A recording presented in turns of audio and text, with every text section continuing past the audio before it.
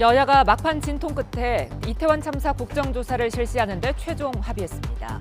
내일 국회 본회의에서 처리한 뒤 45일간 진행되는데 자료 준비 기간과 예산안 처리가 끝나면 본격적으로 돌입하기로 했습니다.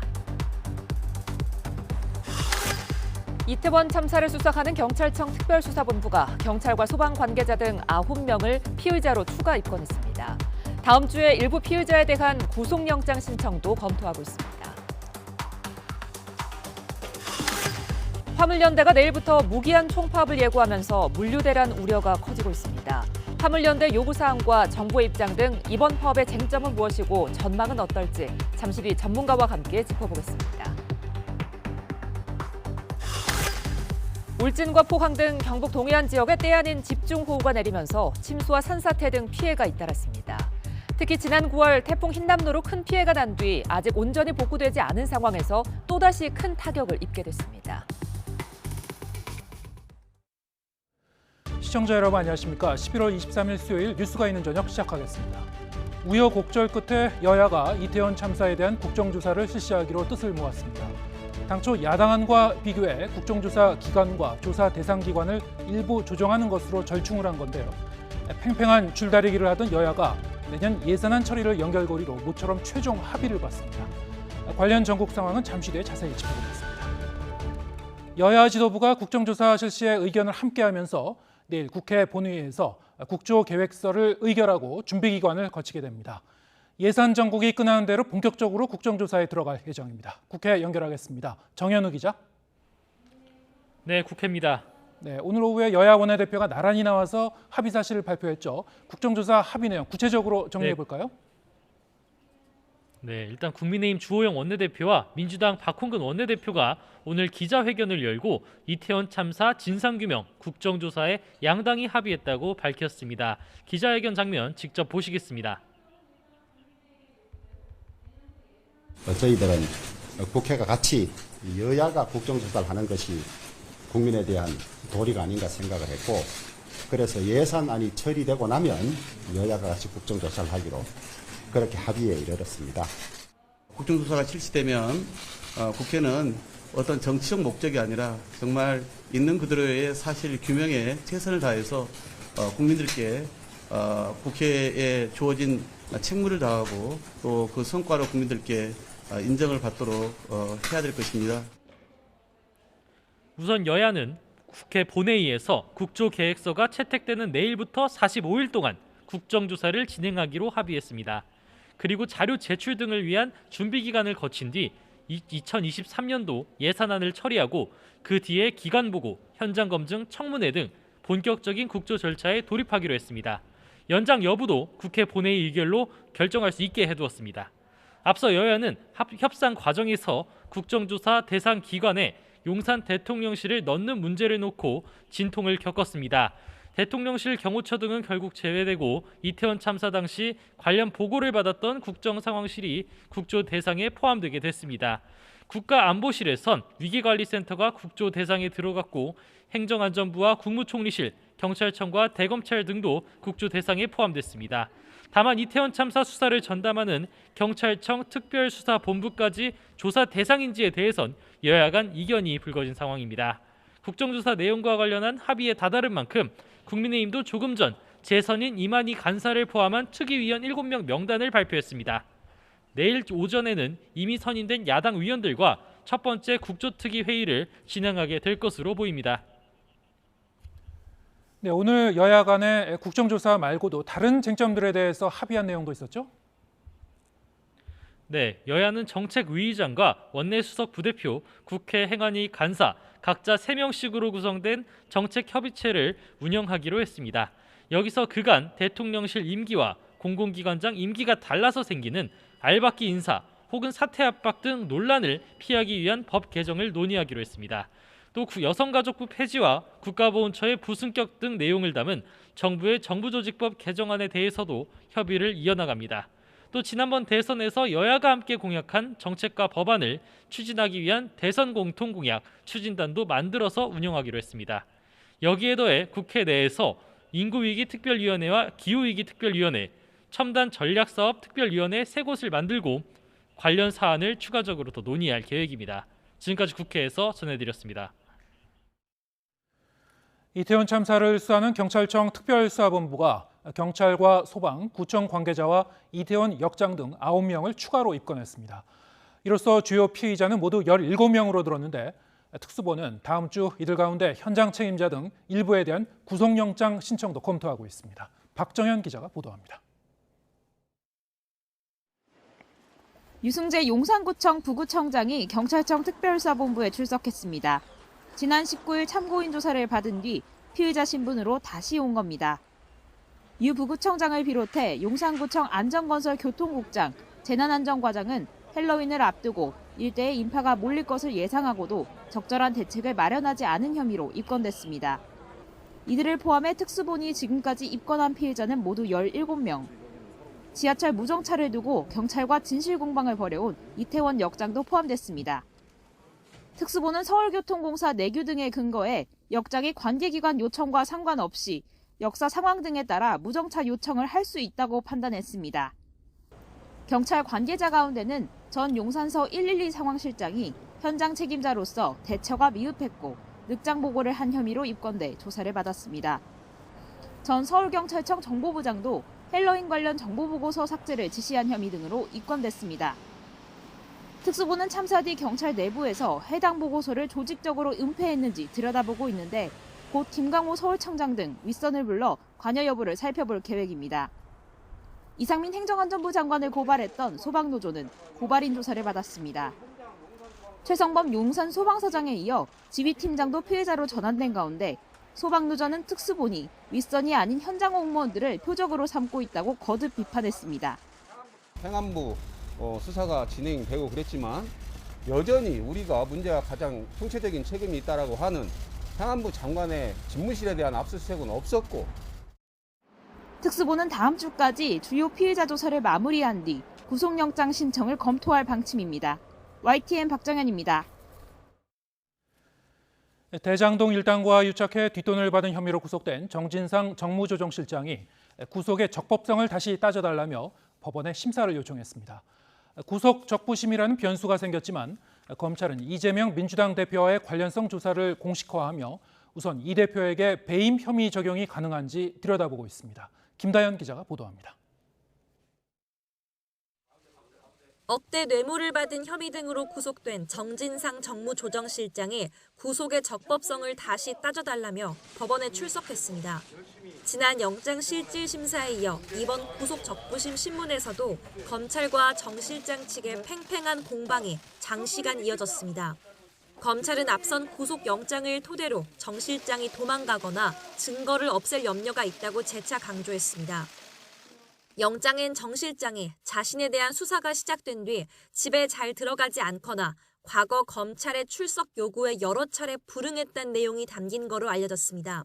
검찰은 또 정 실장이 유동규 전 성남도시개발공사 본부장에게 휴대전화를 버리라고 지시했을 뿐만 아니라 관련 진술을 하지 못하도록 압력을 행사한 정황도 있다고 주장했습니다. 대장동 수사가 시작되자 유 전 본부장에게 사건을 개인 비리로 몰아갈 거라고 말하고 김용 민주연구원 부원장의 경우 쓰레기를 먹고 입원해 있으라고까지 했다는 겁니다. 반면 정 실장 측은 검찰이 주장하는 건 녹취록 일부와 유 전 본부장, 남욱 변호사의 진술밖에 없다며 그 내용이 허위일 뿐만 아니라 전원은 증거 가치조차 없다고 반박했습니다. 구속 적부심이란 변수가 생기면서 검찰은 정 실장이 구속되고 단 한 차례밖에 조사하지 못했습니다. 수사 기록이 다시 법원에 넘어가 버렸기 때문인데 매일같이 정 실장을 구치소에서 불러 조사하려 했던 검찰은 대신 정영학 회계사 등 대장동 관계자들을 연일 소환 조사하고 있습니다. 검찰은 대장동 일당을 상대로 엇갈린 진술들을 확인하고 녹취록과 대조하는 동시에 이재명 민주당 대표와의 관련성도 들여다보고 있습니다. 특히 대장동 사업과 관련해 이 대표가 공모 전 이익 배분 방식을 미리 알고 승인했다고 보고 대장동 일당과의 배임 공범으로 볼 수 있을지 살펴보는 거로 전해졌습니다. 실제로 검찰은 대장동 의혹을 민간업자와 지방자치 권력의 유착으로 보고 있고 정 실장 등이 권한을 갖게 된 데 이 대표의 관련성을 조사해야 한다며 이 대표에 대한 수사를 사실상 공식화한 상태입니다. 정 실장이 구속을 두고 다투는 사이 대장동 일당은 화천대유 대주주 김만배 씨를 마지막으로 모두 불구속 상태에서 재판을 받게 됐습니다.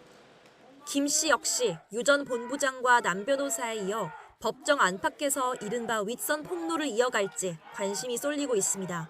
YTN 김다연입니다. 윤석열 대통령이 테슬라와 스페이스X CEO인 일론 머스크와 화상면담에서 한국 투자를 요청하자 머스크는 한국을 최우선 투자 후보지로 고려하겠다고 답했습니다. 윤 대통령은 또 첫 수출 전략 회의에서 세계 5대 수출 대국을 목표로 제시하면서 적극적인 정부 지원을 강조했습니다. 박석영 기자가 보도합니다. 화면으로 마주한 윤석열 대통령과 테슬라 스페이스X CEO 일론 머스크. 지난 14일 G20 정상회의를 계기로 만남을 계획했다가 머스크의 현지 방문 취소로 화상 면담으로 바뀐 겁니다. 30분 동안의 대화에서 윤 대통령은 아시아에서 완성 전기차를 생산하는 테슬라의 기가팩토리 건설 계획과 관련해 한국에 대한 투자를 요청했습니다. 여러 가지 장점들을 고려해서 테슬라 측의 그런 긍정적인 검토를 기대하고 있습니다. 제도적 여건이 미흡하다고 생각되는 부분들이 있을 것입니다. 그 부분에 대해서 기탄 없이 얘기해 주시면은 적극적으로 개선하려고 합니다. I'd like to say thank you very much for the generous offer. We're giving it very careful consideration. I think Korea is one of the top choices for us. 머스크는 테슬라가 한국 부품도 많이 사용하고 있다며 내년엔 관련 구매 금액만 13조 원 이상이 될 거로 전망했습니다. 스페이스X와 한국우주산업기업 간 협력을 당부하자 머스크가 적극 동의하는 의사를 표시했다고 대통령실은 전했습니다. 이어서 코트라에서 제1차 수출전략회의를 주재한 윤 대통령은 세계 5대 수출 대국으로 도약하겠다는 목표를 제시했습니다. 민간 주도 시장 중심의 성장 기조지만 수출을 위해선 정부의 적극적 지원이 필요하다고 강조했습니다. 혼자 알아서 하라고 그래서는 정말 초대형 기업이 아니라면은 이런 환경에서 수출을 해 나가기가 어렵습니다. 이런 경우에는 정부가 더욱 용의주도하게 외교 성과에 대한 후속 조치도 이어지고 있는데 대통령실은 한 사우디 회담에서 체결된 계약과 양해각서 26건의 실현 가능성이 매우 크다면서 특히 사우디 네옴시티 프로젝트와 관련한 추가 성과를 기대했습니다. 그 내용이 구체적이고 사우디 측의 실행 의지도 강해 실현될 가능성이 매우 높다고 평가됩니다. 네옴시티 프로젝트가 구체화되면 추가적으로 상당한 규모의 성과가 더해질 수 있을 것으로 기대합니다. 윤 대통령은 대통령의 외교는 철저히 경제와 안보라고 강조했습니다. 당분간은 언론관 등을 둘러싼 논란 해소보다는 순방 등을 통해 이뤄낸 성과를 다지기 위한 후속 행보를 이어갈 것으로 보입니다. YTN 박석영입니다.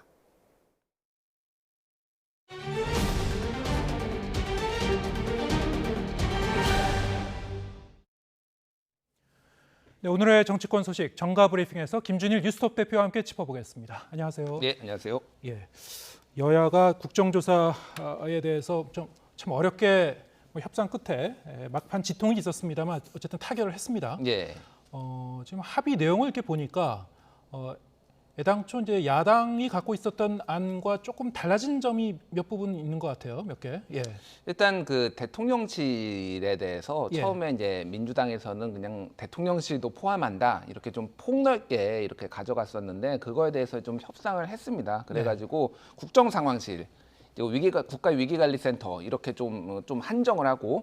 그런 다음에 경호처는 아예 이제 빼는 걸로 이렇게 좀 협상을 했어요. 그래서 그 부분이 이제 여당의 어떤 주장들이 이제 상당히 반영됐다 이렇게 보시면 될 것 같고요. 뭐 그동안 여당의 기류라는 게 참 어떻게 보면 현기증 날 정도로 계속 바뀌고 있었잖아요. 네. 예전에는 절대 불가 얘기를 하다가 이제 선수사 후 국조 얘기를 하다가 이제는 이제 의원총회 오늘 열고 갑자기 바뀌었는데 이건 뭐 그 주호영 원내대표도 얘기를 했는데. 이제 다수 야당의 지금 이제 국회 의석을 다수를 차지하고 있는 이런 상황에서 현실론이 조금 작용을 했다. 왜냐면 예산안도 통과를 해야 되고 뭐 그런 것들이 작용을 했다 이렇게 봐야 될 것 같습니다. 예. 여당 입장에서는 예산안 처리도 해야 되고 법안 처리할 것도 있고 야당 입장에서도 사실 이제 반쪽 국정조사가 돼버리면 실효성 문제도 대두되지 않겠습니까? 그래서 뭐 양쪽의 뭐 이 이해관계가 좀 이렇게 일치된 그런 결과라고 볼 수 있을 것 같기도 하고요. 지금 말씀하셨다시피 이제 당초 이제 야당안하고 좀 달라진 부분이 있었는데 특히 또 국정조사 기간도 좀 달라진 것 같습니다. 애초에는 60일이었던 것 같은데 45일로 됐는데 이건 어떤 의미가 있는 겁니까? 그러니까 지금 내일부터 45일이면은 네. 지금 내년 초 정도 되는 거죠. 그러니까 거기까지 이어진다라는 건데 사실 이거는 지금 양측이 합의를 해가지고 연장할 수 있다라고 지금 이제 합의를 해놓은 상황이에요. 예. 그러니까 그 부분은 좀 연장될 가능성도 배제를 할 수가 없는 게 일단 합의문에 보면은 내년 예산안부터 처리를 하고 국정조사를 실시한다라고 하니까 내일부터 운영 그 특위가 돌아가기는 하지만은 사실상 뭐 이렇게 조금 시간이 걸린다라고 봐야죠. 그러면은 분명히 야당에서는 이거 가지고는 부족하다라고 얘기가 나올 것 같아서 그 부분은 조금 봐야 될 것 같은데 어쨌든 뭐 좀 이게 합의를 위해서 좀 열어놨다. 그러니까 기간을 좀 줄이는 대신에 더 연장할 수 있도록 열어놨다. 이렇게 조금 뭐 이제 협상의 묘를 발휘한 것 같습니다. 네. 원래는 이 국정조사의 이 개시 시점을 놓고 이제 여야 간에 큰 의견 차이가 있었던 건데 예산안 처리한 직후에 이제 하기로 합의한 거 아니겠습니까? 근데 예산안 처리를 한 직후의 그 시점이 구체적으로 언제인가 이거를 놓고 좀 여야 간에 혹시 좀 다른 생각을 하고 있는 건 아닌지 이를테면은 여당 쪽에서는 어차피 이 예산안 처리를 하려면은 12월 2일 이후로 넘어갈 공산이 크고 거의 뭐 연말 돼서 경찰 수사가 마무리될 시점과 거의 맞물릴 것이다 이렇게 보는 것 같기도 하고요. 네. 민주당 쪽에서는 그보다 좀 더 일찍 보고 있는 거 아닌가? 뭐 어떻게 보십니까? 그러니까 그게 참 미묘한데 민주당한테 그렇게 달린 거예요. 어떻게 보면은 우리가 관행적으로 12월 2일까지 예산안을 처리하게 돼 있지만은 기한을 넘겨가지고 뭐 12월 30일에 거의 자정 다 돼가지고 막 통과시킨 이런 옛날에 유구한 역사들이 있잖아요. 네. 근데 이게 그렇게 되면은 국정조사 자체가 말씀하신 대로 그러면 12월이 다 그냥 지나가 버리는 겁니다. 이렇게. 그러니까 이 부분을 그러면 어떻게 협조를 이제 협조라기보다는 이 심사를 좀 꼼꼼히 하더라도 조속한 통과를 하는 게 민주당 입장에서도 지금 필요해진 그런 상황이 돼버린 거예요. 묘하게 된 거네요. 이제 민주당 입장에서도 그럼 예산 처리를 되도록 좀 빨리 해야지 국정조사를 더 이른 시일 내에 시작할 수 있으니까. 그리고 저 민주당의 기류를 보면은 이거를 만약에 여야가 예산안 합의를 못 보면은 아시다시피 이게 정부안이 그대로 올라가잖아요. 그래서 정부안을 가지고 통과를 하느냐 마느냐가 돼버리잖아요. 그거는 오히려 안 좋다. 차라리 깎을 건 깎더라도 조금 뭐 우리 예산도 반영을 하고 조금 뭐 안 좋은 예산들은 깎고 그러면서 이거를 합의를 통과하는 게 더 낫겠다라는 기류도 있습니다. 그래서 정부안이 그대로 통과하는 것이 오히려 안 좋다라고 하기 때문에 적극적으로 양쪽의 이해관계가 맞아서 적극적으로 좀 예산안을 합의 처리할 가능성도 배제할 수는 없는 거죠. 예. 일단 이제 지도부의 재량 하에 이 협상을 해서 이렇게 타결을 본 건데 그럼 당에 돌아가서 혹시 반대 목소리가 나올 가능성은 없습니까? 그러니까 근데 이 지금 전체적인 기류를 보면은 일단은 그 여당 같은 경우에는 대통령실에서도 반대를 하지는 않는다라는 입장 선회가 있었어요. 그런 것들이 이제 언론 보도로 많이 나온 거죠. 사실상 이제 현실론에 좀 이제 벽에 부딪혔다. 그것도 있는 거고 또 어제 좀 중요했던 부분이 어제 이제 유가족들이 직접 나와서 기자회견도 하고 또 이제 언론 인터뷰. 고 이재한 씨 부모, 그러니까 어머니가 이제 이거 KBS 인터뷰도 하고 이런 것들이 굉장히 여론에 좀 안 좋게 왜냐하면 국정조사도 안 하고 아무것도 책임자 처벌도 안 하고 아무것도 안 하는 것이 조금 굉장히 국정 운영에 이제 부담이 됐다 이렇게 봐야 될 것 같습니다. 그래서 지금 주호영 원내대표의 좀 어떤 정치력을 저는 좀 높이 이 부분에서 평가를 할 수밖에 없는 게 어쨌든 의총을 2차례도 열고 또 선수별 어떤 간담회도 열면서 끊임없이 의견 수렴을 하고 조율을 하고 그거를 지렛대로 또 야당과 협상도 하고 그러면서 이런 결과물을 만들어낸 거잖아요. 그러니까 그런 부분에 있어서는 상당히 높이 평가를 하고 이거를 지금 여당에서 뒤집기는 상당히 쉽지는 않을 것이다. 라고 볼 것 같고 야당 같은 경우에도 좀 더 강경한 목소리가 있는데 일단은 국정조사를 해보고 또 하나는 특위 안에서 또 협의를 해서 뭔가를 더 다른 변화를 줄 수 있다라는 것이 열려 있다라고 한다면은 이 안을 가지고 야당에서도 좀 강경파들이 반대하기는 쉽지 않다 이렇게 보여집니다. 네. 그리고 이제 예산안 처리될 때까지 그 기간 동안 어쨌든 이제 준비 과정을 거칠 텐데 여야 간에 이제 이 협의를 하면서 준비하는 동안에도 여러 가지 뭐 쟁점 사항이 다시 대두될 게 몇 가지 있을 것 같습니다. 이를테면 뭐 증인 채택 같은 거요. 어떻게 전망하시는지요? 일단 뭐 내일 이제 표결이 되고 이제 뭐 본회의 통과가 되면은 뭐 자료 제출하고 기관 보고하고 그런 다음에 이제 현장 검증 뭐 이제 청문회 절차를 이렇게 거치게 되는데 제일 중요한 건 말씀하신 대로 증인입니다. 어디까지 이제 부를 것이냐. 특히 이제 제일 그 대통령실이나 여당에서 민감해하는 거는 대통령과 관련된 뭐 이런 것들을 지금 검증하면서 그 사람들을 다 불러내는 것에 대해서 상당히 부담감을 느낄 거예요. 그 부분이 아마 굉장히 좀 긴장 관계, 갈등 관계가 있을 것 같은데 지금 국정 상황실로 좁혀놨잖아요. 네. 그리고 위기관리센터로 좁혀놨기 때문에 뭐 전혀 상관없는 사람은 이제 예를 들면 경호처장을 부른다거나 그러기는 좀 이제 쉽지 않은 상황이 됐으니까 그 부분도 갈등은 있겠지만은 뭐 파행이 되지는 않고 어느 정도 합의를 볼 수 있지 않을까 그렇게 보여집니다. 네. 아까 말씀하신 이 희생자 유족들 어제 기자회견에서 보면은 진상 규명과 뭐 철저한 그 책임자 처벌까지 이제 요구를 했고요. 이상민 장관의 이제 실명도 이제 거론이 됐습니다. 자, 이렇게 된 이상 지금 이상민 장관의 거취를 어떻게 가져갈 것인가? 뭐 여권 내에서는 뭐 여전히 지금 시점이 아니더라도 연말 내에 뭐 개각 가능성도 일각에서 이제 거론되는 것 같습니다만 과연 지금 상태에서 계속 끌고 갈 것이냐? 국정조사와 이제 경찰 수사는 별도로 어떤 뭐 정치적인 그런 책임을 묻는 그런 과정도 필요하지 않겠습니까? 여러 가지 뭐 여론이 좀 있는 것 같은데요. 근데 지금까지 대통령의 인사 스타일이나 이런 걸 봤을 때 여론에 밀려서 내가 누군가를 경질하지는 않겠다 이런 게 지금 6개월 동안 일관되게 보였거든요. 네. 그리고 이상민 장관 같은 경우에는 가장 신임하는 어떤 정치적 뭐 이제 동지 정도 이 정도 성격이라고 본다면은 쉽게 이 안에 특히 국정조사 진행 과정에서는 절대 경질이 되지는 않겠죠. 왜냐하면 국정조사에 또 나가가지고 그 대상 청문회에도 나가야 되는 입장이기 때문에 만약에 개각이 된다라면은 이상민 장관뿐만이 아니라 말씀하신 대로 국정조사가 끝나고 그런 다음에 이상민 장관에 포함해서 일부 뭐 개각이 될 가능성을 배제를 할 수가 없는데 진짜 그거는 그때 정치적 상황을 봐야 될 것 같습니다. 그래서 지금 당장 야당이 요구하는 대로 이상민 장관이 경질되거나 그럴 가능성은 저는 굉장히 낮게 보고요. 그건 야당 입장에서도 사실 나쁠 게 없는 게 이거를 정부에서 계속 책임을 지지 않는다 이런 프레임으로 계속 가져갈 수가 있거든요. 지금 정치적으로는 아무도 책임을 지지 않는 그런 상황이잖아요. 그래서 뭐 야당도 딱히 그 요구는 하고 있지 강력하게 요구는 하고 있지만은 뭐 정치적으로 보면은 딱히 나쁘지는 않는데 정부적으로 보면은 이렇게 지금 판단하고 있는 것 같습니다. 네. 이태원 참사의 한 가지 특징 중에 하나가 사실은 과거에 이제 다른 그 비견할 만한 그런 과거의 참사와 비교해 봤을 때 관련 희생자 유족들의 이제 의견을 모아서 의견을 전달할 만한 뭐 모임이라든가 창구 이런 게 이제 만들어지지 않은 상황이었거든요. 근데 어제 사실은 기자회견이 이제 처음으로 이루어졌던 거죠. 그래서 유족들의 이제 목소리도 같이 정부가 들으면서 앞으로 이제 관련 작업을 좀 진행해야 되지 않을까, 뭐 이런 의견도 있을 것 같습니다. 어떻게 보십니까? 그러니까 지금 어제 유족들이 요구한 거 중에 6개 요구 사항 중에 하나가, 그러니까 이 지금 피해자들끼리 소통을 할 수 있게 해달라는 거잖아요. 지금은 이제 민변이 창구가 돼가지고 그거를 하고 있는데 정부가 저런 요구가 있을 때는 어느 정도 좀 해줄 수밖에 없을 것 같아요. 그걸 안 해준다라고 하면 요구 사항도 안 들어주는 거고 실효적이지 않거든요. 이미 민변을 중심으로 한다라면은 피해자들 중심이 딱 모일 거기 때문에 그래서 저 요구 사항 중에서 이제 몇 개는 분명히 이제 들어줄 수밖에 없는 건데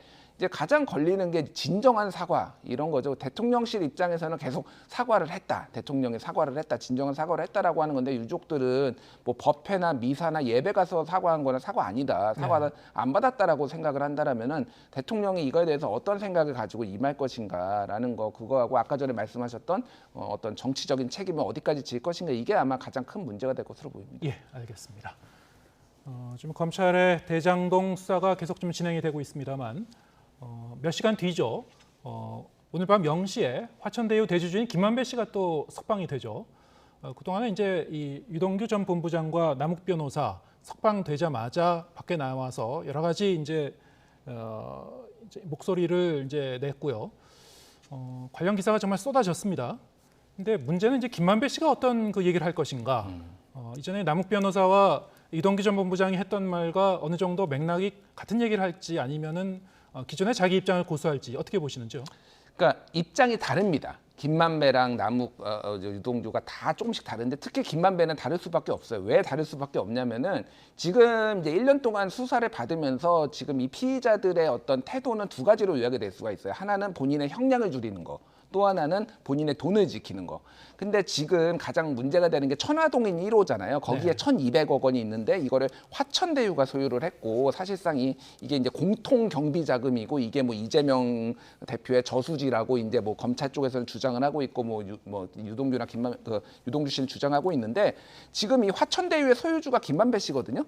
만약에 이게 그러니까 그 돈이 아니라 자기 돈이라고 김만배 씨는 일관되게 주장을 하고 있는데 이게 자기 돈이 되면은 소위 말해서 이 돈은 다 자기 거가 되는 겁니다. 그러니까 이게 불법으로 국가에 추징을 당하거나 그렇게 되지 않기 위해서는 이게 내 돈이라고 계속 주장을 할 것이고 지금 남욱 씨가 특히 남욱 변호사가 나와가지고 지금 김만배 씨가 얘기를 했는데 이렇게 전달하라고 하더라 이런 얘기를 했거든요. 그거를 다 부인할 가능성이 높아요.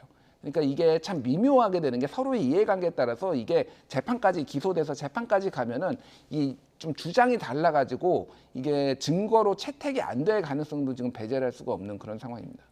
지금 이제 남욱 변호사 등의 이 말에 따르면 지금 보도되고 있는 내용들에 따르면은 기존에 이제 우리가 알고 있었던 것보다 기사가 하나 나올 때마다 이제 숫자가 조금씩 바뀌는 부분이 있습니다. 그래서 이른바 이제 대장동 일당이 이재명 대표의 측근들한테 전달했다는 그런 액수가 조금씩 늘어나고 있는 측면이 있거든요.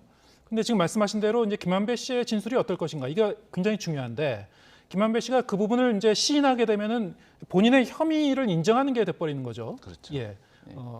뇌물을 이제 약속한 혐의를 이제 본인이 인정하게 되는 것이고 그것을 이제 고스란히 자기가 책임을 져야 되기 때문에 그런 이유 때문에 안 할 것이다 오히려. 그러니까 돈도 지켜야 되고 본인이 죄를 자백해가지고 본인의 형량을 늘릴 이유가 없기 때문에 김만배는 그렇게 되는 거고 이 과정을 돌이켜 보면은 이 사업 대장동 사업의 주도권은 사실 처음에는 남욱한테 있었는데 이게 소위 말해서 굴러들어온 김만배가 이 사업 주도권을 가져가면서 그 갈등이 있었고 또 하나는 김만배나 유동규나 이런 사람들이 남욱이나 정혁학한테 계속 로비해야 되니까 돈을 달라.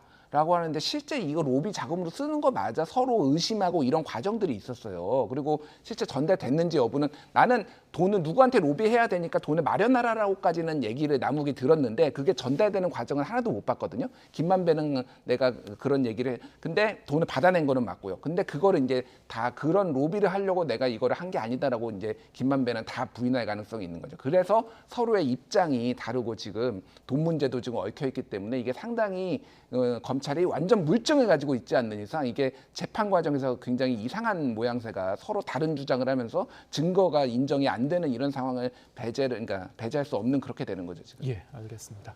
지금 검찰 수사는 대장동 의혹뿐만이 아니고 여러 가지 면에서 이제 지금 야권 관련된 수사를 전방위로 좀 진행하고 있고요. 이제 앞으로 이제 향배는 좀 더 지켜봐야 될 것 같습니다. 시간이 얼마 남지 않았는데. 지금 이 검찰 수사와 관련해서 이제 야당 내부의 이제 기류를 좀 하나 짚어보죠. 이른바 이제 당헌 80조 이렇게 이 부패와 관련된 문제로 기소됐을 때는 이제 이 당직 정지해야 된다는 그 조항. 이 김용 부원장 이미 이제 구속 기소됐죠. 김용 부원장한테 이제 적용할 것인가? 근데 본인이 사퇴를 했어요. 그리고 바로 수리가 됐네요.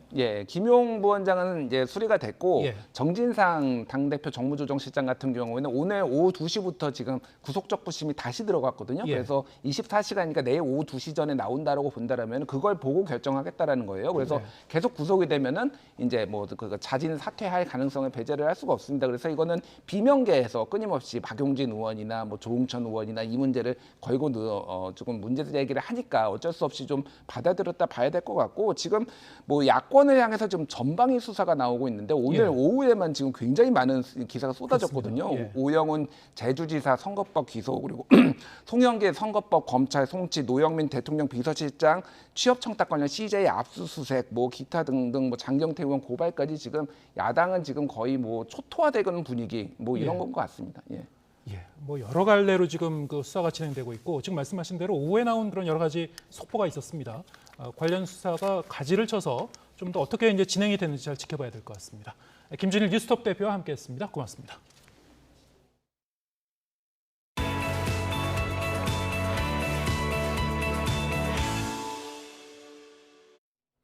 이른바 드루킹 댓글 조작 사건으로 실형이 확정돼 복역 중인 김경수 전 경남지사의 가석방이 또 무산됐습니다. 법무부는 오늘 오후 인호공 차관을 위원장으로 가는 11월 정기 가석방 심사위원회를 개최하고 이같이 결정했습니다. 김 전 지사는 지난 9월에도 가석방 심사 대상자에 올랐지만 부적격 판정을 받았습니다. 김 전 지사와는 달리 산업은행에서 대출을 받게 도와주는 대가로 코스닥 상장사에서 5천만 원을 받은 혐의로 수감 중이던 원유철 전 의원은 가석방이 결정됐습니다. 강원랜드 채용 과정에서 청탁 대상자에게 특혜를 주는 등 비리 의혹으로 징역 3년을 선고받고 수감됐던 최홍집 전 강원랜드 사장도 가석방 심사를 통과했습니다. 수도권과 중부지방 물류 중심인 인천항은 화물연대 파업 예고에 긴장감을 감추지 못하고 있습니다. 비상대책본부를 구성하고 실제 파업이 벌어질 경우 컨테이너 정체가 생기지 않도록 하는 데 총력을 기울이고 있습니다. 강성옥 기자입니다. 인천항에서는 4개 터미널에서 하루에 20피트짜리 10,000개의 컨테이너를 처리하고 있습니다. 물동량이 많은 만큼 컨테이너 야적장 장치율이 평소 70%에 달해 단 며칠만 운송이 중단되더라도 타격을 받을 수밖에 없습니다. 장치율이 80%를 넘게 되면 선박 하역 작업에도 차질이 빚어질 것으로 우려됩니다. 항만 당국은 인천항에 들어온 컨테이너가 제때 운송되지 않으면 일단 임시 장치장으로 옮겨 부두 혼잡도를 낮출 계획입니다. 인천 신항 배후 단지 등 5곳에 긴급히 임시 장치장을 마련했습니다. 43만여 제곱미터 임시 장치장에 20피트짜리 컨테이너 5만 6천여 개를 보관할 수 있습니다. 터미널 안에서만 컨테이너를 옮기는 이른바 번호판 없는 야득 트랙터가 컨테이너 야적장까지 임시로 운행할 수 있도록 관계 당국과 협의를 진행하고 있습니다. 항만 당국은 군 위탁 차량 등 비상 수송 차량도 적극적으로 확보하고 있습니다. 특히 화물연대가 임시 장치장으로 컨테이너를 옮기는 것을 방해하는 행위가 발생할 경우 경찰과 협조해 엄정 대처하기로 했습니다. YTN 강성욱입니다. 군사정권 시절 학생운동을 하던 대학생들을 강제로 입대시키고 프락치 활동까지 시키는 공작 사건이 수시로 이루어졌는데요. 진실화해위원회가 이러한 공작 사건을 중대 인권 침해로 규정하고 187명을 피해자로 공식 인정했습니다. 밀정 의혹을 받는 김순호 경찰국장에 대한 진실규명은 다음 주쯤 시작됩니다. 김철희 기자입니다. 지난 1981년 국방부가 작성한 소요 관련 대학생 특별조치 방침이라는 제목의 문건입니다. 첫머리에 학생운동을 벌인 대학생들을 즉각 입영시켜 사회 질서 유지에 이바지해야 한다고 써놨습니다.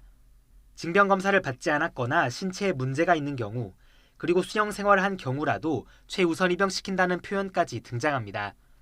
보안사령부는 이렇게 강제 입영한 대학생들을 대상으로 사상 심사를 거친 뒤 노동계나 학생운동에 관한 정보를 수집하게 하는 등 프락치 공작 활동에 투입하기도 했습니다. 이기 진실화해위원회는 1년 반 정도에 걸친 조사 끝에 이와 같은 강제 징집, 프락치 사건에 대한 진실규명 결정을 내리고 당사자 187명을 중대인권 침해 피해자로 인정했습니다. 국가기관이 강제 징집 프락치 사건 피해자들의 개별 사례를 일일이 조사해 인정한 것은 이번이 처음입니다. 제45차 전체위원회에서 대학생 강제 징집 및 프락치 강요 사건의 1차 진실규명을 의결을 했습니다. 187명에 대해서 진실규명 결정을 하였습니다. 위원회가 보안사 문건과 조난자료 분석 등을 통해 확인한 관련자만 2,921명에 달합니다. 진화위는 국가 전체가 동원돼 중대한 인권 침해를 자행한 만큼 피해자에게 사과하고 회복 조치 마련과 재발 방지 대책 수립을 서두르라고 권고했습니다. 프락치 임무를 강요하는 등 중대한 인권 침해를 발생케 한 사실에 대하여 피해자들에게 정중히 사과할 것을 권고합니다. 밀정 의혹을 받는 김순호 행정안전부 초대 경찰국장 문제도 화두로 떠올랐습니다. 지난 8월 시민단체와 김 국장이 잇따라 진실규명을 신청했는데 다음 주쯤 위원회의 조사 개시 결정이 내려질 전망입니다. 녹화사업 피해자들은 김 국장에 대한 철저한 검증을 강조했습니다. 우리와 같이 끌려갔던 강제징집자였고 녹화 공작을 받았고 거기에서 일정 부분 뭐 협조를 했던 내용들은 드러났지요. 김순호 씨가 그런 자리에서 있다는 자체가 용납이 안 됩니다. 이후 규명 절차가 본격화되면 그동안 제기된 김 국장 행적 의혹에 대한 의문이 어느 정도 풀릴 것으로 보입니다. YTN 김철입니다. 만기 출소한 상습 성폭행범 박병화가 경기 화성시에 자리 잡은 지 한 달이 지났지만 지역 주민들의 반발은 여전합니다. 아동 성폭행범 조두순도 초등학교와 얼마 떨어지지 않은 곳으로 이사 갈 거로 알려지자 인근 주민들이 가로막고 나섰습니다. 김태원 기자입니다. 경기 화성시 원룸촌 앞 좁은 골목에 사람들이 빼곡히 들어찼습니다. 지역 주민과 시민단체 회원 등이 한데 모여 연쇄 성폭행범 박병화와 함께 살 수 없다고 목소리를 높였습니다. 징역 15년을 산 박병화가 만기 출소해 이곳에 자리 잡은 지 한 달째. 여전히 반발하고 있는 지역 주민들은 박 씨의 퇴거와 보호관찰소 입소를 요구합니다. 연쇄 성폭행범이 화성시를 떠나 우리 아이들과 학생들의 평화를 찾을 때까지 우리는 싸울 것이다. 박병화의 주거지 앞에 설치된 게시판입니다. 박 씨에게 떠나라고 요구하는 메모와 거주를 반대한다는 시민단체들의 성명서가 빼곡히 붙어 있습니다. 방을 내준 임대인은 박 씨가 연쇄 성폭행범이라는 사실을 미리 알리지 않았다며 집을 비우라는 소송을 냈지만 아직 재판 기일조차 잡히지 않았습니다. 아동 성폭행범 조두순도 최근 초등학교에서 불과 300m 떨어진 곳에 새 거처를 마련했습니다. 근처 주민들과 건물주는 조두순의 이사를 막겠다며 펜스와 화물차로 집 입구를 틀어막고 2층 출입구는 아예 철문을 용접해놨습니다. 중대 성범죄자가 출소할 때마다 거주지를 두고 논란이 잇따르는 상황. 박병화가 거주하는 화성시는 주변 여성 1인 가구 등 900여 가구에 문열림 센서와 안심벨 등을 지급하겠다고 밝혔고, 조두순이 거주하는 안산시도 새 거주지 주변 CCTV와 조명을 추가로 설치하고 순찰 초소도 새로 만든다는 계획이지만 주민들의 불안감은 가시지 않고 있습니다. YTN 김태원입니다.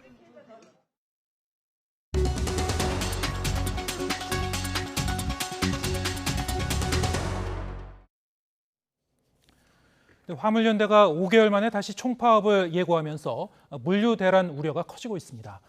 당정이 안전운임제 일몰 기한을 3년 더 연장하기로 했지만 화물연대는 악법이라면서 반발하고 있는데요. 사건 이슈에서 장윤미 변호사와 함께 자세한 얘기 나눠보겠습니다. 안녕하세요. 네, 안녕하세요. 예. 다시 이제 화물연대가 이제 파업을 결정하면서 네. 지금 안전운임제 논란이 다시 불거졌는데요. 그렇습니다. 이게 이제 지난 6월에 파업할 때도 이제 안전운임제 이 문제였는데 일단 그 내용과 그동안의 이제 경과를 좀 다 짚어봐야 될 것 같습니다. 일단 그 내용을 보면은 사실 이제 이 제도 자체가 취지 자체는 뭐 안전하게 좀 더 이렇게 운전하도록 한다는 좀 좋은 취지 아니겠습니까? 그렇습니다. 예. 그렇기 때문에 화물연대 측에서는 관철시켜야 된다는 입장이 아주 견고합니다. 왜냐하면 일몰제 규정으로 돼 있어서 한시적인 규정이기 때문인데 안전운임제라는 말에서도 알 수 있듯이 기본적으로 화물차가 교통사고 발생률도 높고 하는 부분을 근본적으로 좀 막을 수 있는 조치라는 게 화물연대 측의 주장 내용인데요. 쉽게 풀어내자면 화물 운송업계의 최저임금제다라고 보시면 됩니다. 기본적으로 이런 지입차주들은 개인 사업자 성격이 있습니다. 일단 화주로부터 일을 받아서 운행을 하는데 본인들의 어떤 최저 생계비 등을 맞추기 위해서는 굉장히 과로를 하고 그리고 굉장히 많은 물량을 적재하고 이런 위험에 기본적으로 노출이 돼 있습니다. 그렇기 때문에 최소한의 어떤 화물 무게나 운송 거리 등의 조건을 따져서 최저 임금 형식으로 최저 어떤 임금을 줄 수 있도록 방책을 마련한 것인데 실제로 화주가 이 금액을 맞춰주지 못하면 과태료 500만 원까지 받을 수 있는 그런 페널티를 규정하고 있습니다. 화물연대 측은 일몰제 규정을 폐지해야 된다라고 하지만 당정과 또 이런 사측에서는 다른 입장, 그러니까 일몰제 규정을 가져가야 된다는 입장으로 맞서고 있습니다. 네, 안전운임제라는 그 이름 그대로 과적이나 과속, 과로를 막기 위한 일종의 이제 최저임금제 성격이다. 그렇습니다. 그런데 지난 그 6월에 이 파업할 때는 뭔가 임시로 봉합한 듯한 했는데 그동안 5개월이라는 기간 동안 의견 조율이 안 됐던 모양이에요. 의견 조율이 안 됐다라는 겁니다. 지난 6월에 8일간 이 화물연대 파업이 있었을 때도 물류 대란이 일어났다라는 언론의 또 보도들이 있었습니다. 완전히 멈춰선 부분이 있고 굉장히 큰 타격이 있었기 때문에 국토교통부에서 그 당시에도 우리가 전향적으로 좀 검토를 하겠다, 입장을 좀 맞춰 나가자, 일몰제 규정과 관련해서도 논의를 하고 계속해서 이 안전 운임제를 유지해 나가는 방향으로 입장을 모아 나가 보겠다라고 하지만 그 이후에 화물연대 측의 주장 내용을 들어보면 국토교통부가 사실상 협상에 적극적으로 나서지 않았다라는 겁니다. 네. 그리고 기본적으로 안전 운임제 관련해서는 지금 컨테이너와 시멘트 운송 차량에 대해서만 적용이 되고 있는 부분이 있는데 화물연대 측에서는 이 부분을 철강과 유조, 자동차 운송하는 화물 차량으로까지 확대해야 된다는 입장이지만 정부 측에서는 확대해도 이 입장을 찬성하기가 어렵고 일몰제 대신 3년 동안 더 연장하는 방향에 대해서는 수용을 할 수 있다, 이런 입장으로 맞서고 있습니다. 네. 그러니까 크게 보면 지금 화면에도 나오고 있습니다만 이제 세 가지 쟁점인데요.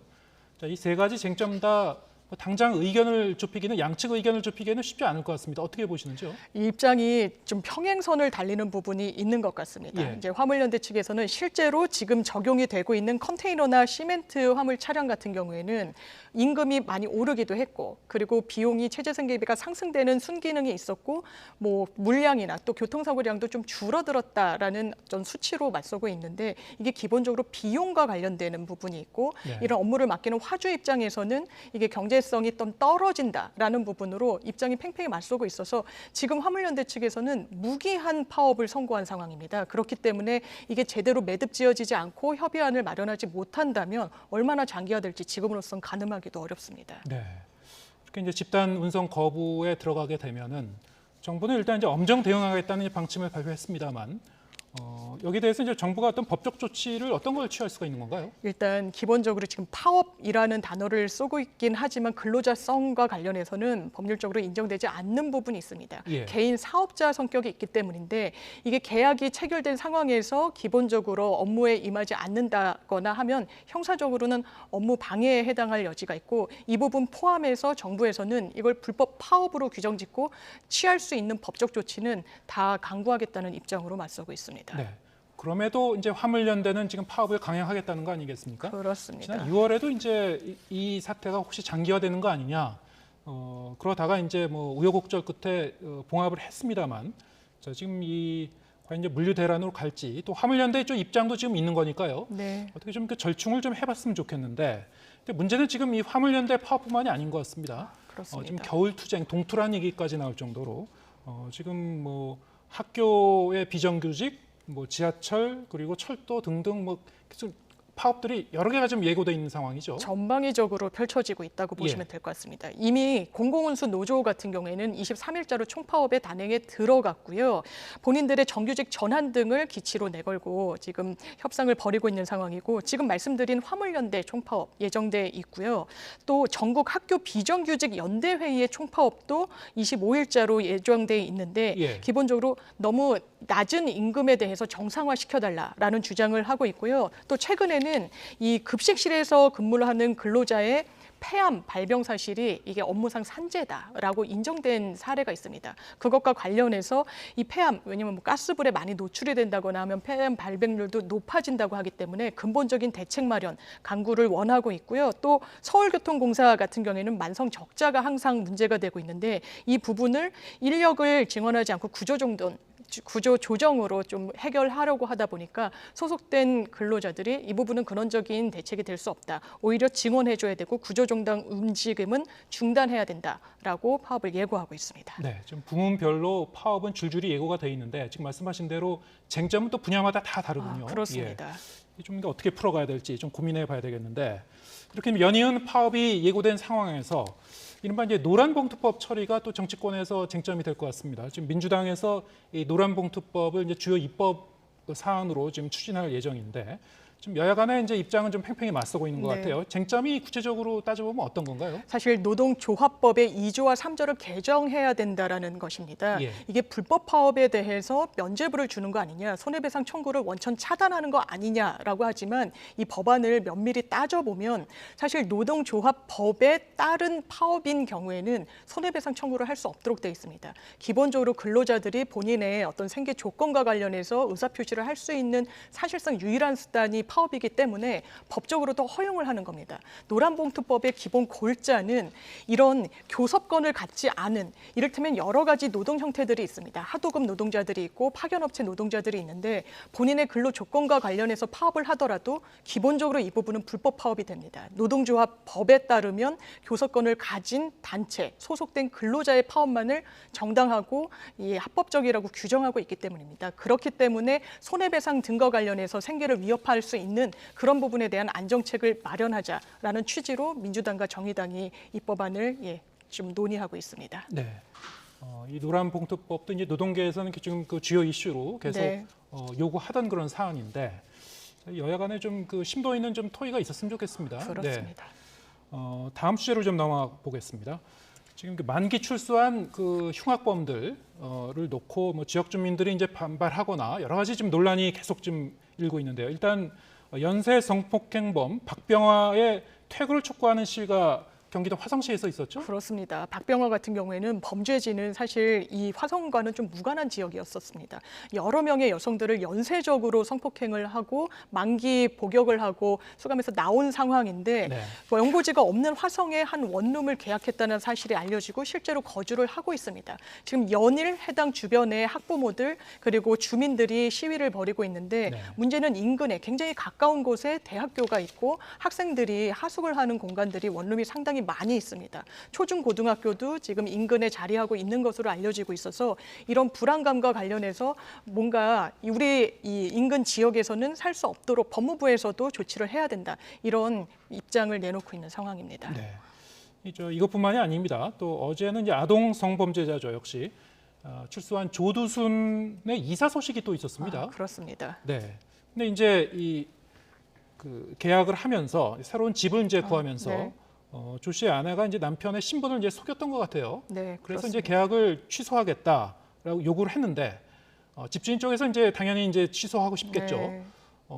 이렇게 취소를 요구하게 되면 어떻게 되는 겁니까? 다음은? 사실 민사상 사기 취소라는 법리가 있습니다. 이 말인즉슨 집주인 입장에서는 조두순이 내가 임대하는 공간에 산다라고 생각하면 계약을 쉽게 체결하기는 쉽지가 않았을 겁니다. 그 부분을 또 계약의 당사자인 조두순의 부인도 알고 있었기 때문에 본인의 남편의 신분을 회사원이라고 이야기했다라고 알려지고 있습니다. 그렇다면 집주인 입장에서는 어떤 정확한 사실관계를 인지했을 때 체결하지 않았을 상황이라면 이 부분을 원점으로 돌리겠다. 계약을 취소하겠다라고 주장할 수가 있는데요. 지금 조두순의 부인 같은 경우에는 이건 일방적인 변심에 의한 취소와 다른 바가 없다. 그렇기 때문에 2천만 원 정도의 배상금을 줘야지만 계약 취소에 응하겠다라고 이야기를 하고 있고 이에 반해서 집주인은 위자료 100만 원에 받기로 한 보증금을 같이 반환하겠다라고 또 맞서고 있는 상황입니다. 네. 앞서 이제 리포트에서도 저희가 네. 전해드렸습니다만 일단 이제 지역 주민들도 그렇고 뭐 건물 그 주인 입장에서도 그렇고 이제 들어오지 못하게 막겠다 이런 입장인데 뭐 법적으로는 또 여러 가지 그런 쟁점 사안이 발생하는 거군요. 그렇습니다. 예. 이렇게 이제 만기 출소한 흉악범들 또는 이제 이런 그 성폭행을 저질렀던 이 고위험군 성범죄자들이라고 하죠. 자, 이런 사람들을 이 출소한 뒤에도 좀 그 사회에서 격리해야 되는 거 아니냐 이런 얘기가 나오고 있어요. 그렇습니다. 여러 가지 뭐 대안이 좀 얘기되고 있는 것 같은데 어떤 대안이 있습니까? 보호 수용 제도가 가장 유력하게 거론이 되고 있는데 예. 윤석열 대통령의 후보 시절 공약이기도 했고 사실 특히나 아동 등을 상대로 한 성범죄자 같은 경우에는 그 습성이 매우 좀 높이 측정이 되고 있습니다. 거의 전문가들에 의하면 아이들이 지나가면 그게 거의 피해자라고 봐도 무방하다고 할 정도이기 때문에 이 부분을 어떤 죗값을 치렀다는 이유에서 사회에서 그냥 활보하도록 두는 게 과연 맞느냐라는 문제 제기들이 많이 나오고 있고요. 예. 해외 입법례를 보더라도 미국 같은 경우에 유명한 제시카법이라는 게 있습니다. 성범죄를 저지른 이런 피해자들, 피고인들 같은 경우에는 죄값을 치르고 나오더라도 일상의 공간과는 아주 먼 곳에 별도로 격리된 채 생활하도록 하는 그런 규정을 갖고 있고요. 독일 같은 경우에도 성범죄자 출소 전에 재범 우려가 높다라고 진단이 되면 보안 감호 처분 등의 명령이 가능합니다. 우리나라 같은 경우에는 관련 입법이 논의는 됐지만 이게 이중 처벌이다. 이미 복역을 다 완료한 이후에 제3의 공간에 격리시키는 것이 뭔가 헌법적으로 맞지 않는 부분이 있다라는 이런 반박에 부딪히면서 좀 제대로 논의가 이루어지지 못한 측면이 있습니다. 예. 지금 뭐 화면에 나왔었던 그 해외 사례들을 보더라도 미국 같은 경우에도 이제 아동 성범죄자는 학교 같은 시설에서는 일정 범위 안에서는 이제 기거하지 못하도록 하는 제도가 있다고 하는데 아동 성폭행범 조두순도 사실 이제 최근에 새 거처를 마련했던 게 초등학교에서 한 300m 정도 거리라고 그렇습니다. 하죠. 지역 주민들이 상당히 좀 걱정할 만한데요. 앞으로 이제 이 부분을 어떻게 좀 제도적으로 잘 이제 정비해야 될지 좀 고민해봐야 될 것 같습니다. 장현미 변호사와 함께했습니다. 고맙습니다. 네, 감사합니다.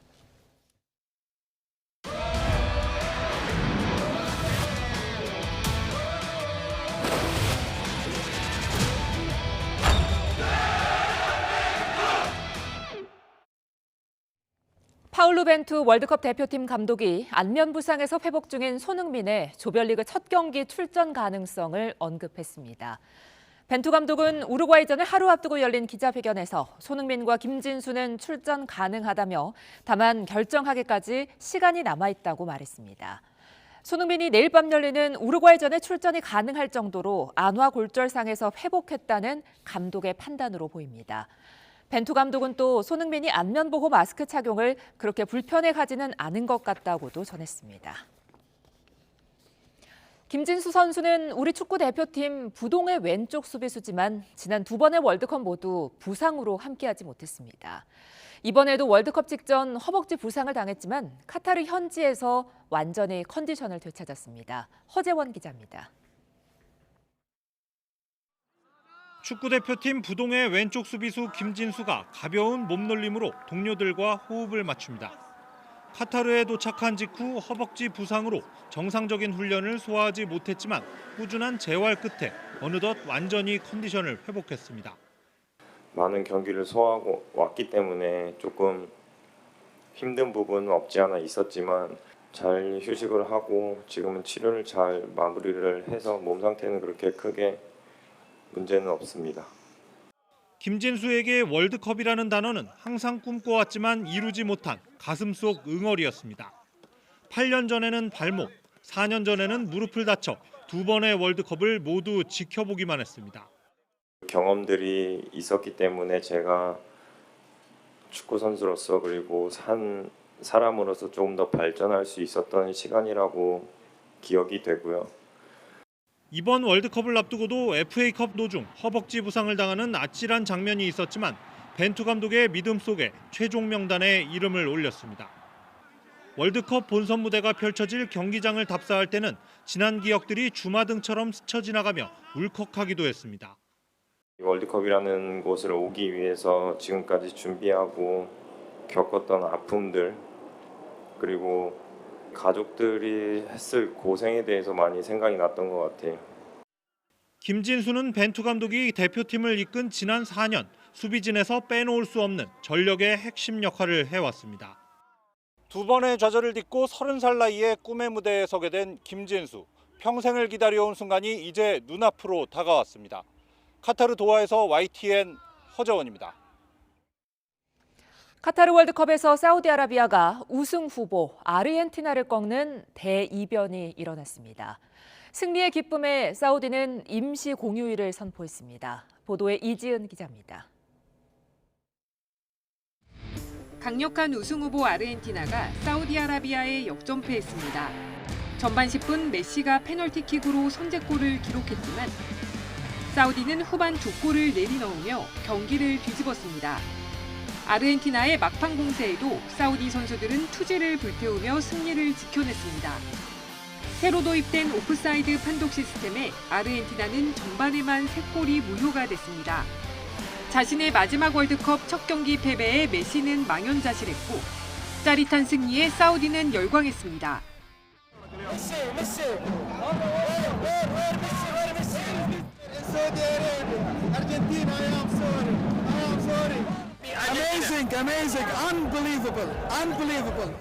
사우디 르나르 감독은 사우디 축구에 영원히 남을 새 역사가 만들어졌다고 소감을 밝혔고 사우디 정부는 승리를 기념하기 위해 임시 공휴일을 선포했습니다. 폴란드의 득점기계 레반도프스키는 멕시코 골키퍼 오초아의 선방에 페널티킥을 실패했습니다. 월드컵 2연패를 노리는 프랑스는 벤제마의 빈자리를 채운 지루의 멀티골과 음바페의 활약으로 호주를 대파하며 기분 좋게 출발했습니다. YTN 이지은입니다. 역사상 가장 비싼 월드컵이라는 2022 카타르 월드컵.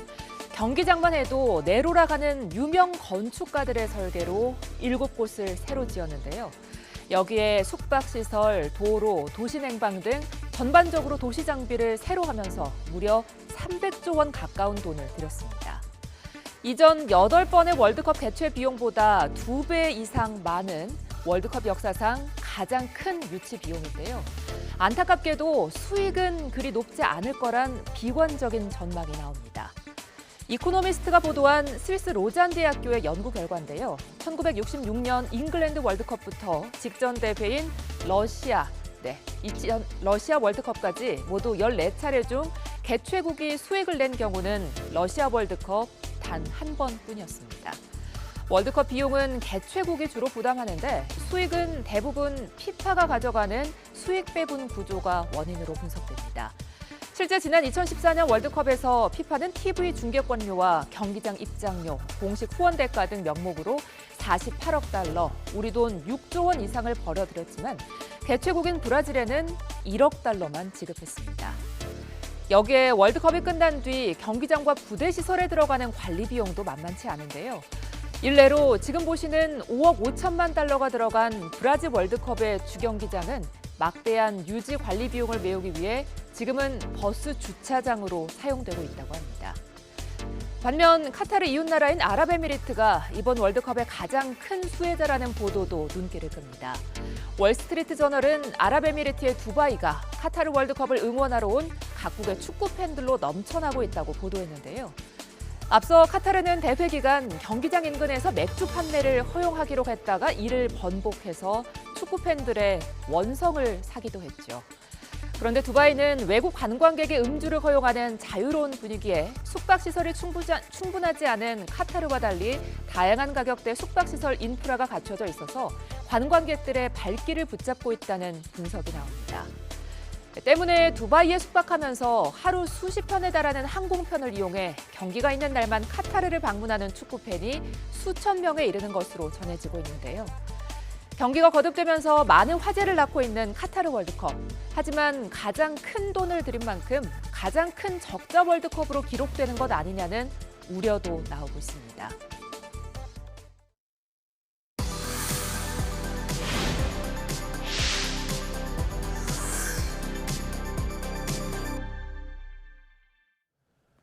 한국은행이 내일 올해 마지막 금융통화위원회를 열고 기준금리를 결정합니다. 인상은 하되 한 단계만 올리는 긴축 속도 조절 전망이 우세한 가운데 금리 인상의 최종 목적지가 어디쯤일지에도 관심이 모아지고 있습니다. 김지선 기자가 보도합니다. 위원 7명이 한자리에 모여 기준금리를 결정하는 한국은행 금융통화위원회. 앞서 인상을 결정한 4차례 회의는 모두 만장일치였지만 지난 10월 급격한 금리 인상에 대한 우려가 제기되며 의견이 갈렸습니다. 국내외 경제 사정이 녹록지 않은 만큼 내일 열리는 금융통화위원회도 만장일치는 어려울 수 있습니다. 현재로서는 한 단계 0.25%포인트만 올리는 베이비 스텝 전망이 우세하지만 한미 금리 차가 더 벌어져 달러 가격을 다시 높일 수 있는 건 부담 요인입니다. 실제로 금융투자협회가 실시한 전문가 조사에서 인상 의견이 유력한 가운데 응답자의 70%는 0.25%포인트 인상을 전망했지만 0.5%포인트 인상을 예상하는 의견도 29%였습니다.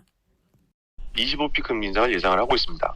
긴축 내지는 물가 안정을 목표로 진행되고 있다는 부분들을 상기시키기 위해서라도 소수 의견이 한 분 정도 나오시지 않겠냐라고 예상을 하고 있습니다. 0.5%포인트 인상 가능성이 높지만 경기 둔화 가능성이 높아지고 있고 채권 시장 불안도 해소되고 있지 않음을 감안해서 0.25%포인트 인상을 주장하는 소수 의견이 제기될 가능성이 있습니다. 기준금리와 함께 한국은행이 밝힐 경제 전망에도 관심이 쏠립니다. 지난 8월에 2.1%로 예상했던 내년도 경제 성장률을 얼마나 낮추게 될지가 관건입니다. 내년에 경제 성장률을 갖다가 다 2% 아래로 지금 전망한 기관들이 많이 있거든요. 그렇기 때문에 뭐 한국은행들 당연히 이제 최근의 자료들을 이용해서 업데이트를 하면 당연히 떨어질 것으로. 심각한 경기 침체 국면이 전망될 경우 최종 금리 수준도 예상보다 높지 않을 수 있습니다. 현재 시장이 예상하는 기준금리 최종 수준은 3.5에서 3.75% 정도인데 내년 상반기 4차례 열릴 금통위에서 한두 차례 소폭 인상에 그칠 거란 전망에 힘이 실리는 겁니다.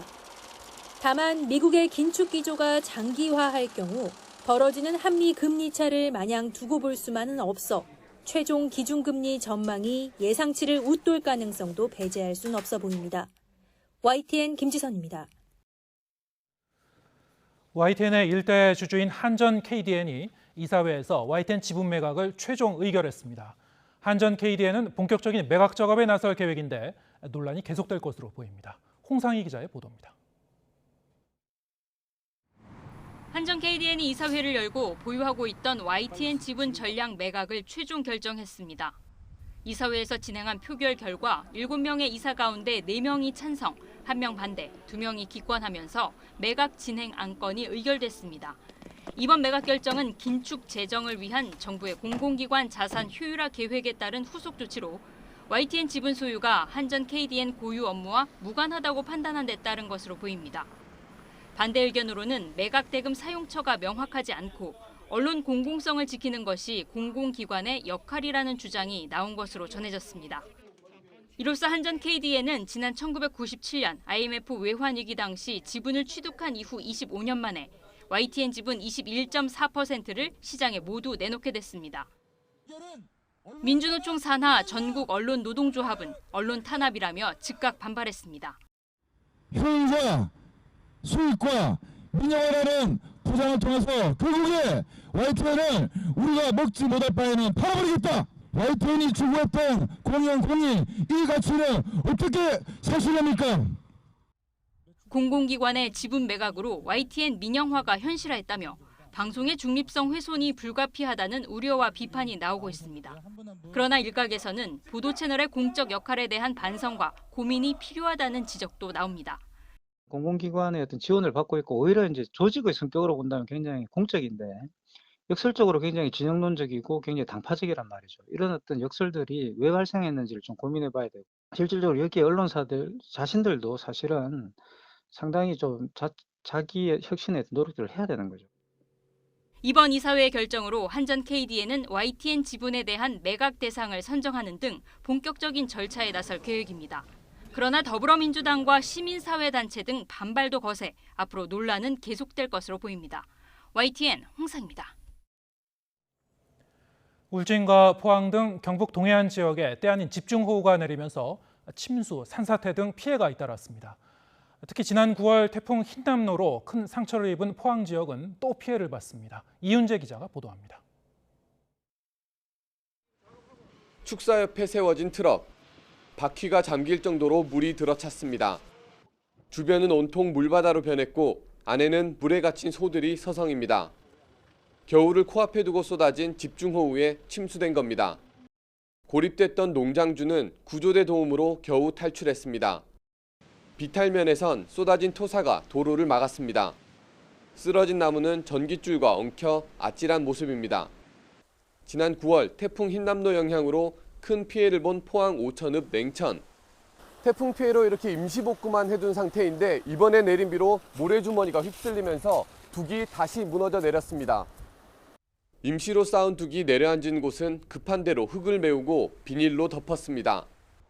도로 아래 낮은 곳에 집이 있는 80대 할머니는 집에 또 물이 들어찰까 노심초사하며 뜬 눈으로 밤을 보냈습니다. 갑자기 저 물이면 얼마나 나오는지 우리 집에 물이 이래 채는 게라뇨. 아이고 내가 또 밤 물이 채면 내가 어쩌고 밤을 못 잤어요. 마리가 안 잤다가 또 문을 열어봤다가 또 14번 국도를 잇는 작은 다리 옆 도로도 불어난 물에 일부가 내려앉았습니다.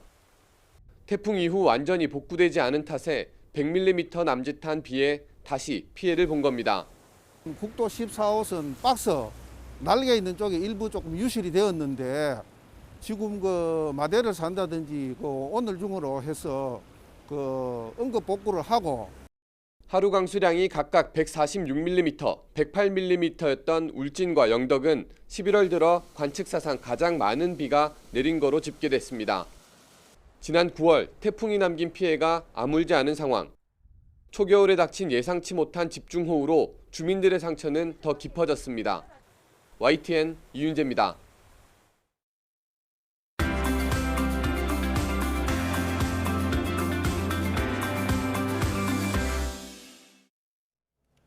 네, 월간 유의저 시간입니다. 이번 달은 학교를 주제로 다양한 이야기를 전해드리고 있습니다. 오늘은 학교의 미래는 어떤 모습일지에 대해 다뤄보려고 합니다. 권희범 PD 나와 있습니다. 안녕하십니까? 네, 어서 오세요. 네, 우리 사회의 미래를 예측한다는 게 결코 쉬운 일은 아닐 텐데요. 우리 교육 현장이 앞으로 어떻게 변할지, 학교의 모습이 어떻게 변할지 취재했다고 그러던데 어떤 배경에서 이런 취재를 하게 됐나요? 네, 학교는 우리 사회를 이끌어갈 학생들이 시민으로서의 역량을 기르는 곳입니다. 다시 말해 미래 학교의 모습이 미래 우리 사회 모습에도 영향을 준다고 할 수 있는데요. 그래서 저는 미래 학교의 모습은 어떤 모습일지 좀 궁금해졌습니다. 우선 미래 학교 모습을 엿보기 위해 서울시에서 미래 학교로 지정해 운영해온 창덕여자중학교를 찾아가 봤습니다. 창덕여중은 학급당 학생 수가 평균 15.7명, 교사당 학생 수도 7.6명으로 학생 현황부터 복통의 학교들과는 사뭇 다른데요. 영상으로 먼저 보시겠습니다. 미래의 학교는 어떤 모습일까? 미래 학교의 모습을 짐작해 보기 위해 서울 미래학교로 지정된 창덕여중을 찾아가 봤습니다. 사회 수업 시간인데요. 교실의 모습부터 남다르죠. 칠판과 교탁을 향해 책상이 일렬로 늘어선 구조가 아니라 학생들이 서로 토의하기 쉽게 원형으로 마주보게 돼 있는데요.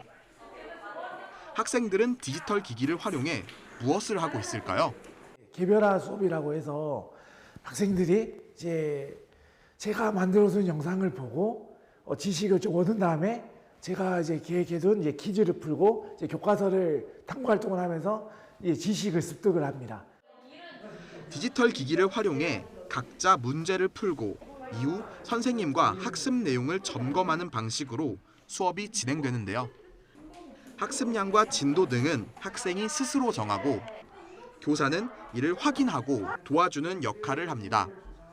수업 방식도 교실 모습도 조금은 다른 학교. 학생들은 어떻게 생각할까요? 혼자 진도를 나가니까 천천히 할 수 있고 모르는 거 쌤한테 하나하나 다 물어볼 수 있어서 좋은 것 같아요. 진도를 저도 약간 잘 못 따라가는 애들이 있을 텐데 이렇게 자기 진도에 맞춰서 이렇게 나갈 수 있는 분위기가 점점 많아졌으면 좋겠다고 생각해요. 각자 학습을 마친 뒤 이어진 토론 시간. 주원이 보통 선거가 뭐예요? 남녀노소 상관없이 모두가 목표를 할 수 있는 거예요. 그렇지. 누구나 제한 없이. 그 추첨으로 뽑은 회장보다 선거를 통해 뽑은 회장이 더 정당하다? 더 지지를 받은 거기 때문에 정당성을 얻을 수가 있다는 거죠. 학생들은 배운 내용을 선생님에게 확인받은 뒤 각자 원하는 방법으로 표현하는 과정을 거칩니다. PPT 발표부터 학습 만화, 영상, 포스터 등 다양한 형식으로 자신의 역량을 발휘하고 있는데요. 너희가 이때까지 공부한 내용들을 활용을 해서 뭔가 의미 있는 과제를 스스로 만들어서 한번 해봐. 그게 성공할 수도 있고 실패할 수도 있는데 그것은 학교에서 연습해보는 거다라고 학생들에게 알려주고 있습니다. 창덕여중은 수업 방식뿐 아니라 교실의 형태도 일반 학교와 다른 부분이 많은데요. 앞서 본 원형의 토의형 교실 외에도 책상을 수업에 따라 변형할 수 있게 설계된 교실도 있고 디지털 기기를 원활하게 활용하기 위한 테크센터도 운영하고 있습니다. 환경도 거기에 서포트가 돼야 된다 이렇게 생각이 되는데요. 체험이나 토론이 활발하게 일어날 수 있도록 학교 환경이 구축되어 있습니다. 이렇게 원형에 둘러앉아서 이렇게 서로 눈을 보면서 의견을 나눌 수 있는 게 저는 좀 새롭고 좋은 것 같아요. 디지털 역량을 키우는 것도 미래 학교에서 빼놓을 수 없죠. 코딩 교육이나 영어 수업에서 AI를 활용해 말하기를 연습하거나 음악 수업에서 디지털 기기로 작곡을 해보는 등 학습 전반에서 디지털 역량 교육이 진행됩니다. 잘 쓰지 않다 보니까 약간 어색하긴 한데 그래도 오히려 더 전자기기를 활용해서 더 학습을 하는 데 더 도움이 되는 것 같습니다. 학생들의 소통, 협업, 그다음에 디지털 활용 역량을 굉장히 이렇게 끌어올리는 교육, 그것을 미래학교라고 생각을 합니다. 학생들이 각자의 수준에 맞게 학습하고 자신의 방식으로 표현하는 창덕여 중 미래의 학교가 이런 모습일까요? YTN 권희범입니다. 네, 영상을 보고 나니까 이 미래 학교가 어떤 모습일지 좀 더 구체적으로 예상이 되는데요. 미래 학교를 예상하기 위해서는 좀 더 구체적으로 우리 학생들이 미래에 어떤 역량을 키워야 할지 이게 좀 중요할 것 같은데 어떻습니까? 네, 전문가들은 미래 학교에서 학생들이 키워야 할 역량으로 크게 두 가지를 언급하고 있습니다. 디지털 역량과 협력, 소통의 역량인데요. 디지털 역량은 디지털 기술을 통해 문제를 탐색하고 해결하는 역량입니다. 미래 사회에는 단순 지식 습득보다 문제 해결 능력이 중요해지고 이를 위해 AI나 빅데이터 등 디지털 기술을 활용해 문제를 해결하는 디지털 역량이 중요해진다는 겁니다. 또 어느 한 분야의 전문성만으로 복잡한 미래 사회의 문제를 해결할 수 없는 만큼 분야 간, 영역 간 협력하고 소통하는 역량이 중요한데요. 직접 한번 들어보시겠습니다. 디지털 역량은 컴퓨터를 가지고 문제를 정의 내리거나 문제를 해결하는 역량이에요. 그 다음에 두 번째가 미래 사회에서는 우리 사람들이 같이 공존해야 된다. 서로 이렇게 협력하고 또는 다른 상대방을 인정해주는. 네, 이렇게 디지털 역량도 중요해지고 서로 소통하고 협력할 수 있는 그런 능력도 중요해지고 이렇게 이제 미래 사회에서 필요로 하는 역량이 이제 바뀐다면은 앞으로 이제 교사의 역할도 좀 바뀔 것 같아요. 어떤 방향으로 바뀔까요? 네, 전문가들은 기존 교사의 주된 역량은 지식 전달자의 기능이었지만 갈수록 이런 역할은 줄어든다고 보여집니다. 이미 많은 정보나 학습 자료들이 인터넷을 통해 쉽게 제공되기 때문인데요.